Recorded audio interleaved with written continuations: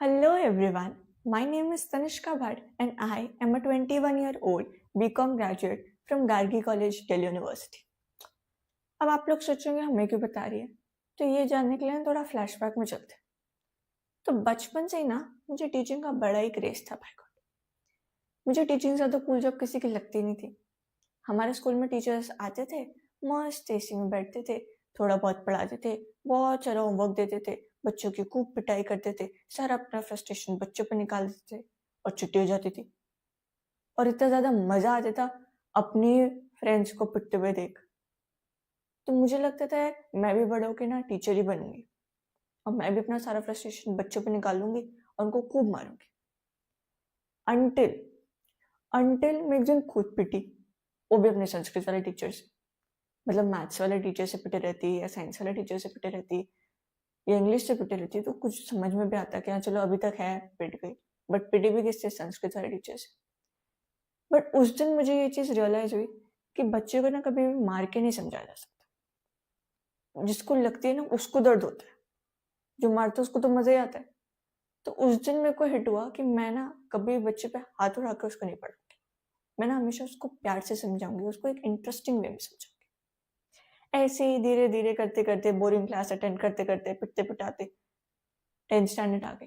10th standard में I scored 96.4% overall and 97% and 97 marks I would say in science. सबको मेरे से expectation थी कि मैं तो साइंस स्ट्रीम में ऑप्ट करूंगी, बट मैंने सारी एक्सपेक्टेशन में पानी फेर दिया। मैंने कॉमर्स ऑप्ट कर लिया क्योंकि मुझे हमेशा से कॉमर्स में इंटरेस्ट था। दीदी की भी कॉमर्स थी, तो उनसे भी थोड़ा बहुत इन्फ्लुएंस होकर मेरे को कॉमर्स में इंटरेस्ट आया। और मुझे ये जानने में कोई इंटरेस्ट नहीं था कि दो केमिकल्स को मिक्स करके क्या होता है, सूरज की मेरे से कितनी दूरी है, मेरी सूरज की से कितनी दूरी है, धरती की सूरज से कितनी दूरी है। ये सब मुझे बिल्कुल एक्साइट नहीं करती थी। तो जो चीज़ मेरे को एक्साइट करती थी वो कॉमर्स, वो चीज़ मैंने ऑप्ट कर ली। अब 11th स्टैंडर्ड आया, मुझे लगा कि यार जिंदगी के असली मजे तो अब आए हैं, क्योंकि 11th स्टैंडर्ड वो भी कॉमर्स का एक डेडली कॉम्बिनेशन होता है। बट भगवान को ये चीज़ मंजूर नहीं थी। हमारे बैच में कोविड आ गया, सारे स्कूल्स बंद हो गए और सारी क्लासेस ऑनलाइन होने लग गई। लाइव क्लासेस में तो आज तक कुछ समझ में आया नहीं, ऑनलाइन क्लास में क्या ही समझ में आ जाता। और ट्यूशन जाने में हर स्कूल का अलग अलग सिलेबस चलता था और टीचर अलग ही पढ़ाता था, तो बहुत मिसमैच होता था। तो ट्यूशन भी जाना एक सूटेबल ऑप्शन नहीं लगा, तो सेल्फ स्टडी सबसे बेस्ट ऑप्शन लगा। सेल्फ स्टडी करना शुरू करा और तब मुझे रियलाइज हुआ कि कॉमर्स तो एक्चुअली बहुत इंटरेस्टिंग सब्जेक्ट है। इसको खामखा लोग बोरिंग बना देते हैं, स्पेशली हमारे टीचर्स। XYZ का एग्जाम्पल देके बिल्कुल पढ़ने का मन नहीं करता था मुझे। फिर जब सेल्फ स्टडी करी, बहुत सारे एग्जाम्पल्स हिट हुए, बहुत सारे एक रियल इंसिडेंट मुझे हिट हुआ कि हाँ भाई एक्चुअली ऐसा तो होता है। फिर 11th स्टैंडर्ड भी मजे में निकल गया। फिर आया 12th स्टैंडर्ड। 12th स्टैंडर्ड को तो मजे में नहीं निकालना था क्योंकि बोर्ड्स थे, पढ़ाई करनी थी। बट भगवान को फिर से हमारी खुशी नहीं मंजूर थी। इतना दुख तो 12th स्टैंडर्ड में ऑलरेडी होता है, थोड़ा सा और दे दिया। हमारे टाइम पे दो टाइप के बोर्ड्स चलने लगे, मतलब हमें 2 बार बोर्ड्स देने पड़े, एक बार टर्म 1 और एक बार टर्म 2। टर्म 1 में क्या था, पूरा ऑब्जेक्टिव था, और टर्म 2 में पूरा सब्जेक्टिव। टीचर्स को सब्जेक्टिव पढ़ाने की आदत थी, हमें भी पढ़ने की आदत थी, बट ऑब्जेक्टिव दोनों के लिए नया था। फिर खुद सेल्फ स्टडी करनी पड़ी, क्योंकि ऑब्जेक्टिव में ना हमें पूरा थॉरो स्टडी करना पड़ता है, एक एक चीज को अच्छे से समझना पड़ता है, तभी आपको आंसर्स क्लिक होते हैं। सब्जेक्टिव में तो क्या होता है कि आप हेडिंग बता दो, पूरा पैराग्राफ हम खुद लिख देंगे। हमारी कॉमर्स वालों की एक खासियत होती है, हल्का से भी कुछ पता चल जाए तो हम सब कुछ खुद बना लेते हैं। बट ऑब्जेक्टिव में ऐसा नहीं था, अब चीटिंग कर नहीं सकते थे, खुद ही पढ़ना पड़ता था।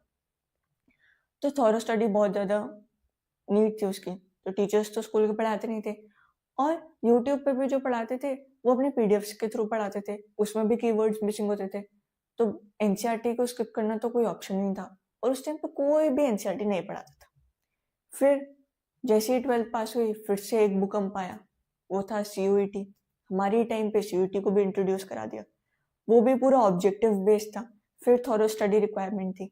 एक बार को आप बिजनेस और इकोनॉमिक्स तो आप ऑब्जेक्टिवली पढ़ सकते हो, ऑब्जेक्टिव टाइप पेपर्स के लिए पढ़ सकते हो, बट अकाउंट्स को ऑब्जेक्टिव टाइप पेपर के लिए पढ़ना बहुत ही डिफिकल्ट होता था, बहुत सारी प्रैक्टिस रिक्वायरमेंट होती थी। और उस टाइम पे क्वेश्चन भी कम थे, क्योंकि उसी टाइम पे नया नया इंट्रोड्यूस होता था। सब्जेक्टिव टाइप के लिए तो मिल जाते थे, ऑब्जेक्टिव टाइप के लिए ढूंढना बहुत मुश्किल होता था। तो बहुत सारे सैम्पल पेपर खरीद के फिर उसमें कुछ क्वेश्चन नहीं समझ में आता था, तो फिर गूगल करके फिर उसको थोड़ा बहुत रिलेट करके उसके बारे में पढ़ के फिर आंसर निकालते थे। क्योंकि टीचर्स यूट्यूब पे कॉन्सेप्ट तो समझाते थे, बट क्वेश्चन प्रैक्टिस फिर एक बहुत बड़ा गैप था जो नहीं कोई करवाता था। तो उस टाइम पे लगता था यार काश कोई ऐसा टीचर होता जो एनसीईआरटी भी पढ़ा देता, कॉन्सेप्ट भी पढ़ा देता, सब्जेक्टिव टाइप भी क्वेश्चन सॉल्व करा देता, ऐसे ऐसे समझा देता कि बिल्कुल एक बारी में आंसर्स क्लिक हो जाते।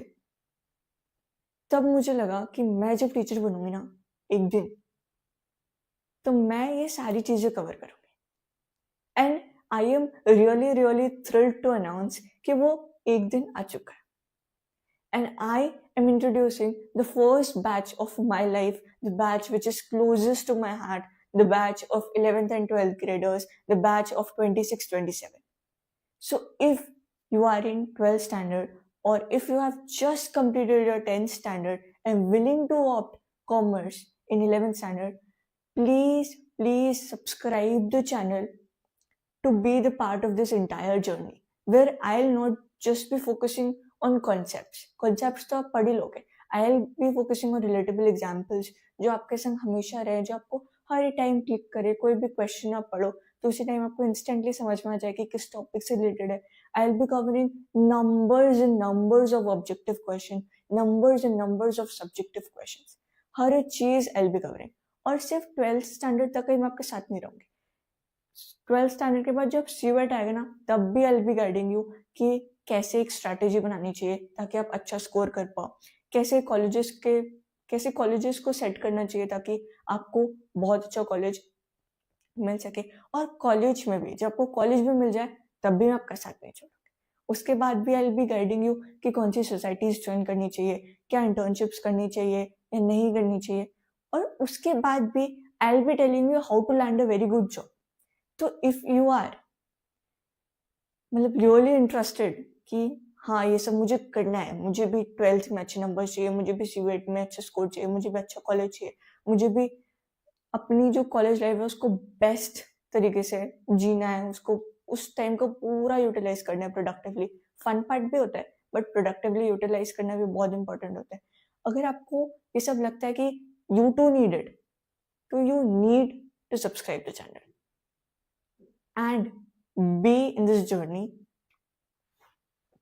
I am a little new, I'm a little nervous at this point कि जो चीज़ मैंने बचपन में सोची थी कि हाँ मैं टीचर बनूंगी, I am actually doing it. I am recording और मैं अब कुछ दिन बाद आई विल बी टीचिंग। वो सब चीज़ एक मतलब एक ड्रीम जैसा लगता है but it's actually the reality.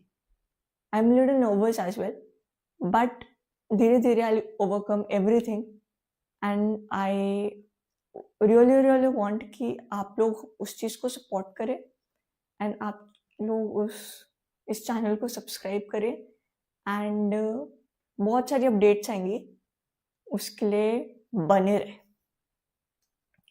So thank you so much for watching this introductory video of mine. I hope you all have enjoyed it, you all have felt relatable थोड़ा बहुत कि आपकी भी हाँ ऐसी ऐसी जर्नी रही होगी, ऐसा ऐसा टीचर्स के संग ऐसा ऐसा एक्सपीरियंस रहा होगा। तो that's it for this video and just subscribe the channel for more updates because अब मैं हर थोड़े थोड़े दिन में वीडियोस डालते रहूँगी जो आपके लिए बहुत बहुत हेल्पफुल होंगे। और ये वीडियोस आपको बहुत रेयरली यूट्यूब पे मिलेंगे क्योंकि मैंने एक्चुअली ये चीज़ें फेस करी हैं अपने स्टूडेंट वाले जर्नी में।